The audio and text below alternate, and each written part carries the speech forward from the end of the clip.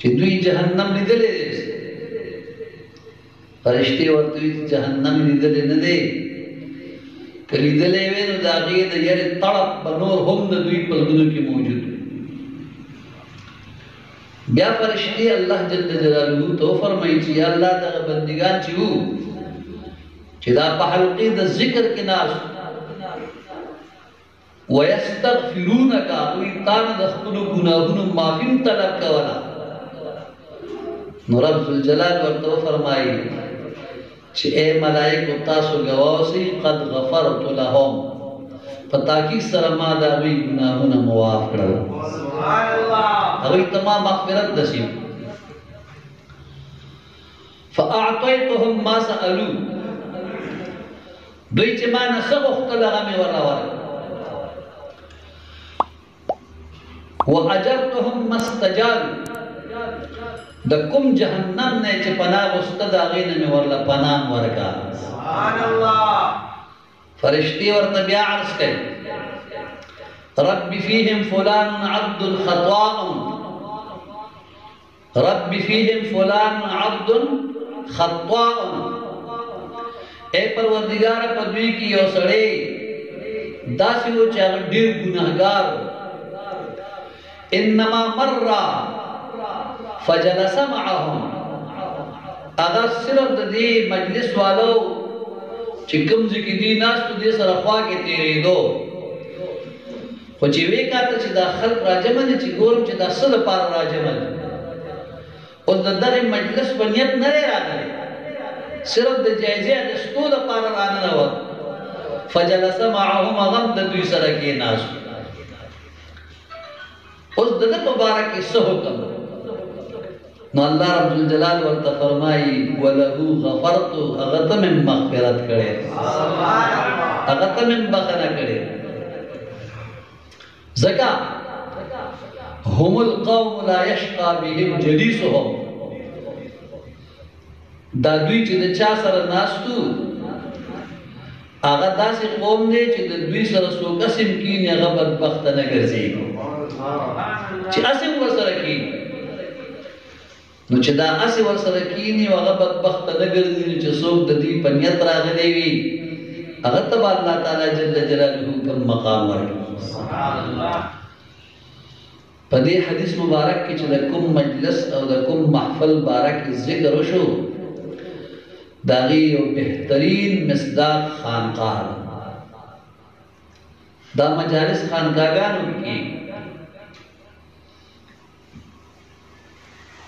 دغلته د خلکو روحاني تربیت کې دغلته د خلکو د زړونو نه غلط خواهشات ویستلی کېږي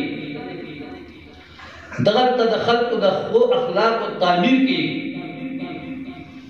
دغلته د خلکو کردار ښایسته کولی شي دغلته خلک د زمانې د ګرد و غبار نه را بهر کول او د الله تعالی جل جلاله د انوارو طرف ته متوجه کولی شي او د شیطاني لارو نه لرې کوي او د الله پاک د اطاعت په سیمه عبادوي دا د خانقاه بهترین کردار ولې دغلته د ازغو نه ګلاب جوړېږي سبحان الله نه وایي دا به خلک وایي چې دا ټول ورته اوږده ناست دي ځکه څه اواز نه راځي دغلته د ازغو نه ګلاب جوړېږي دغلته د زرو نه آفتاب جوړېږي دغلته د غلو نه اقطاب جوړېږي دغلته د عداوت لرونکو نه احباب جوړېږي او دغلته چې بدن راشي دې نه نیکان جوړېږي دغلته د عقیدې اصلاح هم کېږي او د عمل اصلاح هم کېږي یعنی بغیر د نیت نه په یو عمل باندې هم انسان ته فایده نه ملاویږي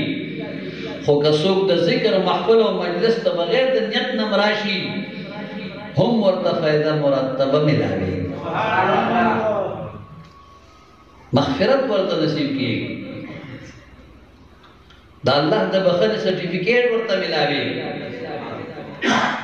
دا برکت د خانقاه دی او د خانقاه د مجلس دی خو ما ته ګورئ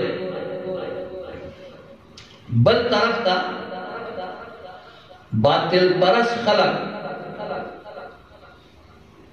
خپل غلط او سازشونو سره داسې مقامات خپل هدف ګرځي نخې ګرځي د خلکو په ذهنونو زړونو کې شکوک پیدا کوي او ورته وایي چې دا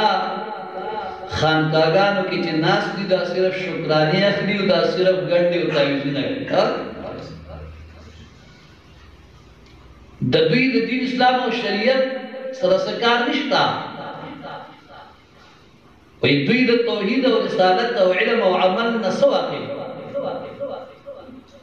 صرف د خلکو جیبونو ته سترګې نیولي چې څوک به راشي ما سره به پټ لاس میلاو خو معززو دا صرف د دوی منګړت خبرې او خیالات دوی دا زغملی نشي دا خانقاګانې په حقیقت کې د اسلام قلعه‌ګانې دي او دا روحاني فکریانې دي دلته د اسلام دفاع کیږي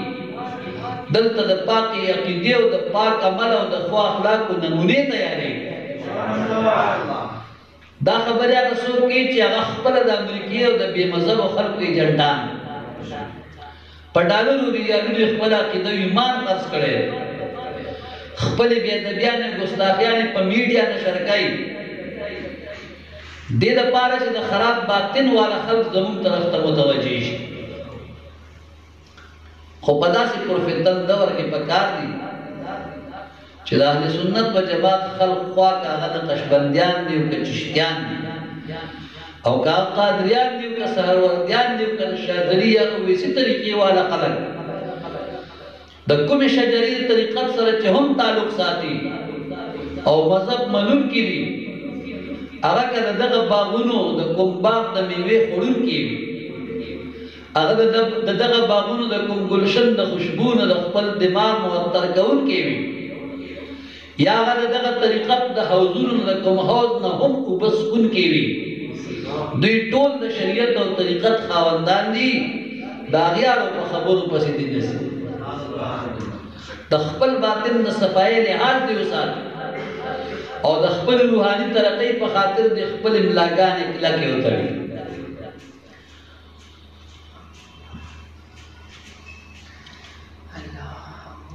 د باطل مقابلې د په شریعت او طریقت دواړو طاقتونو سره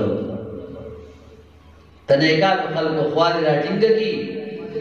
او د هغوی د صحبت نه د پوره فایده واخلي